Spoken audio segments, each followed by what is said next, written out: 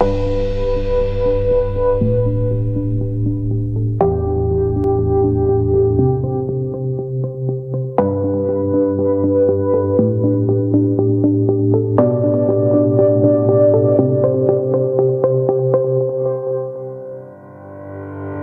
¿qué tal? ¿Cómo están, amigas? Bienvenidas a Mi Tiempo con Dios.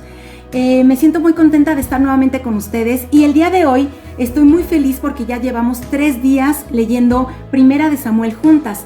El día de hoy vamos a empezar a leer el capítulo número 3 y este capítulo a mí me encanta porque es la primera vez en donde Dios se manifiesta a Samuel. Entonces vamos a leerlo juntas, ¿les parece? El niño Samuel estaba al servicio de Yahvé y vivía junto a Elí. Cierto día, Elí estaba acostado en su habitación y Yahvé llamó a Samuel. Él respondió: «Aquí estoy», y corrió a donde estaba Elí, diciendo: «Aquí estoy, pues me has llamado». Pero Elí le contestó: «Yo no te he llamado, vuelve a acostarte». Esto ocurrió en otras 2 ocasiones.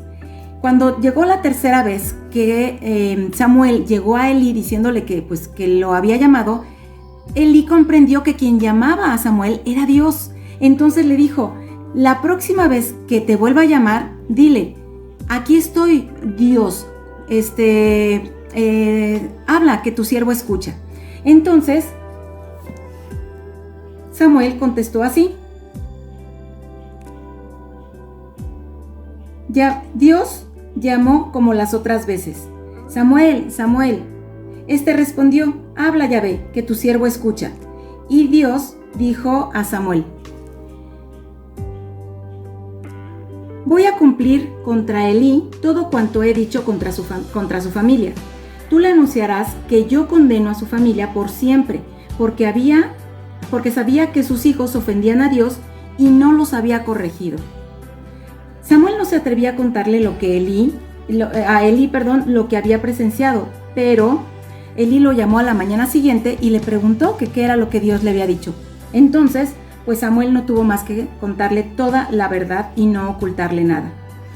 Elí dijo: «Pues es Yahvé, que se haga lo que le parezca». Samuel creció y Dios estaba con él. Todo lo que Yahvé decía se cumplía. Todo el pueblo supo que Samuel era profeta de Dios. Elí ya era muy viejo y sus hijos se portaban cada vez peor a los ojos de Yahvé. Y Yahvé continuó manifestándose en Silo, donde se comunicaba con Samuel. Pues bien, este es el capítulo número 3. Aquí, este capítulo me deja 3 enseñanzas. La primera es que muchas veces nosotros creemos que estamos cerca de Dios, pero estamos muy lejos. Porque, por ejemplo, ¿quién es el que se supone que debe estar más cerca de Dios? Pues es el sacerdote, ¿no? Y aquí vemos que tanto Elí como sus hijos, que eran sacerdotes, estaban completamente alejados de Dios. ¿Por qué? Porque dice Dios en su palabra que Dios es santo y puro y no puede estar en la presencia del pecado. Y cuando nosotros tenemos pecado o hay pecado en nuestra vida, nuestro corazón, vivimos separados de la gloria de Dios, separados de Dios, de su presencia.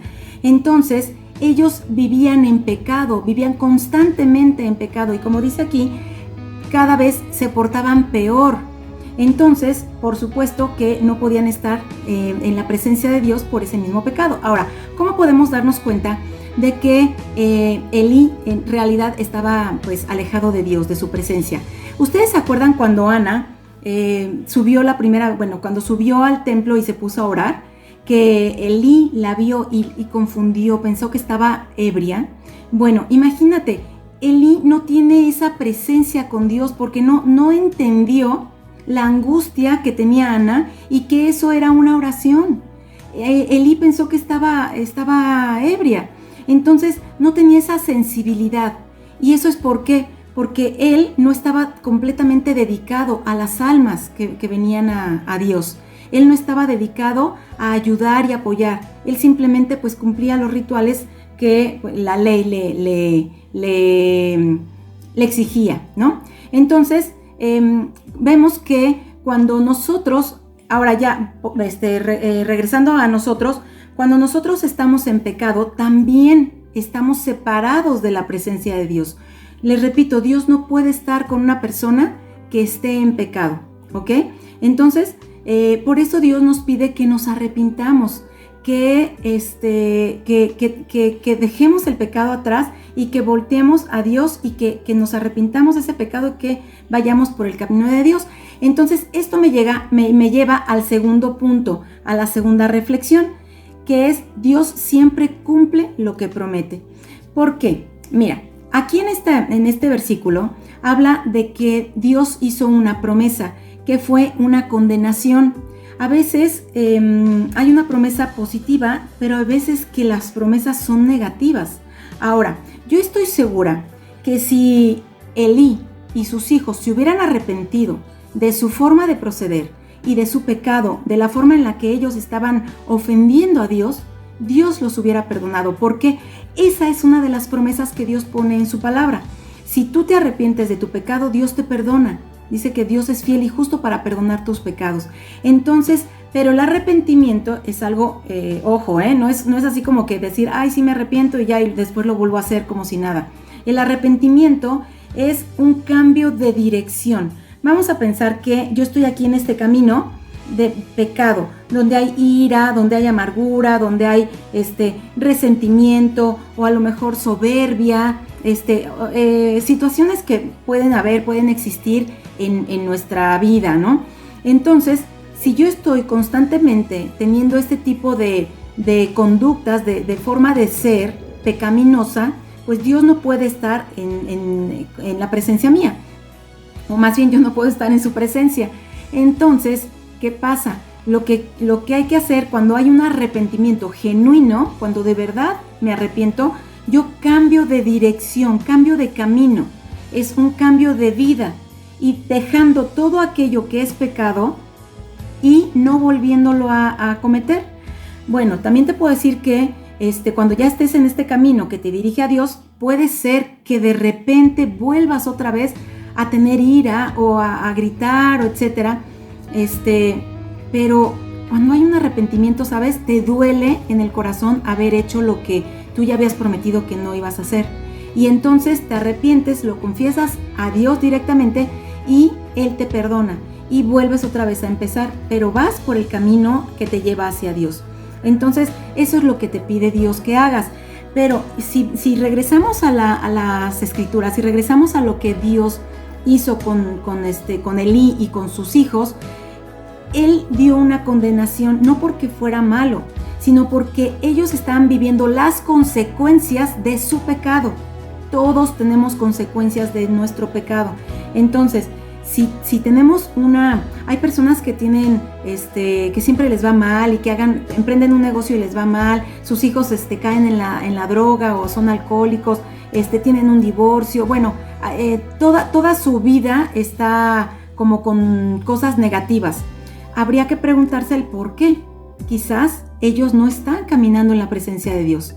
Entonces, por eso sí es importante que dejemos a un lado el pecado y que haya arrepentimiento. Recuerda, arrepentimiento es dejar atrás todo aquello malo y cambiarte de camino, cambiar de vida e ir hacia donde va Dios, hacia donde este camino que te dirige a Dios. ¿Ok? Y esto me lleva al tercer punto que dice,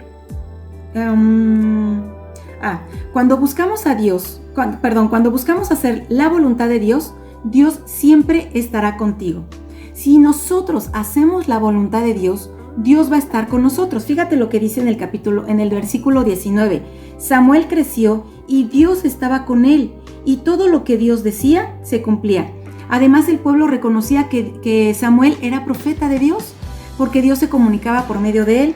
Y además, yo estoy segura que Samuel reflejaba a Dios con su manera de ser, por su manera de conducirse en la vida.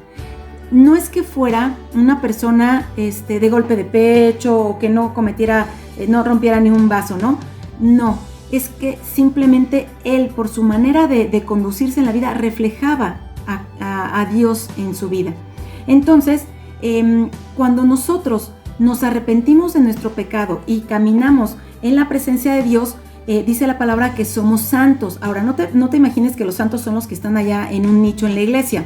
No. La palabra de Dios dice que un santo es, y te estoy hablando del original griego.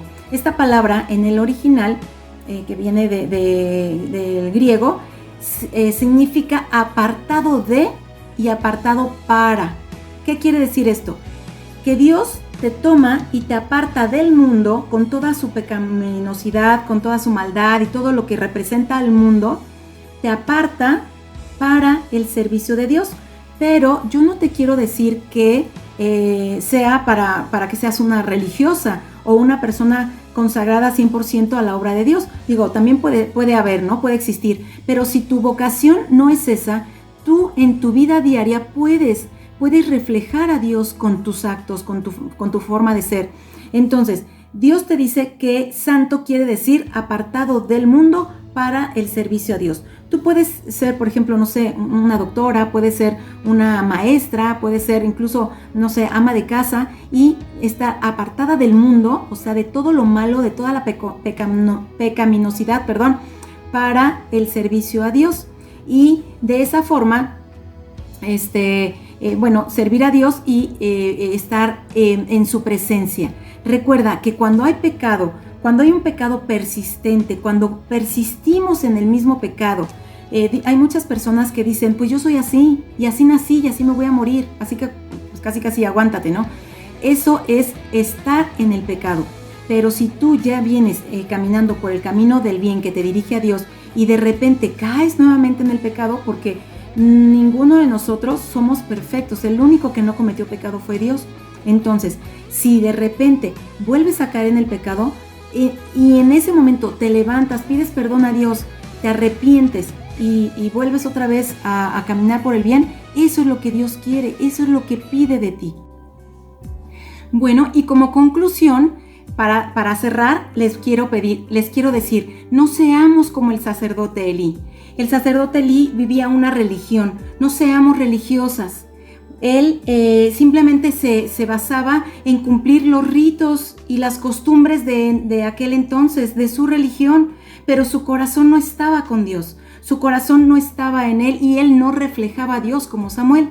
Entonces yo les pido que no seamos así, que realmente busquemos a Dios con el corazón. Entonces, bueno, chicas, nos vemos la próxima semana en el capítulo 4 de Primera de Samuel. Esta historia cada vez se pone mejor y pues bueno, me está encantando leerla con todas ustedes. Que tengan un maravilloso día y hasta la próxima. Y recuerda, conoceréis la verdad y la verdad os hará libres.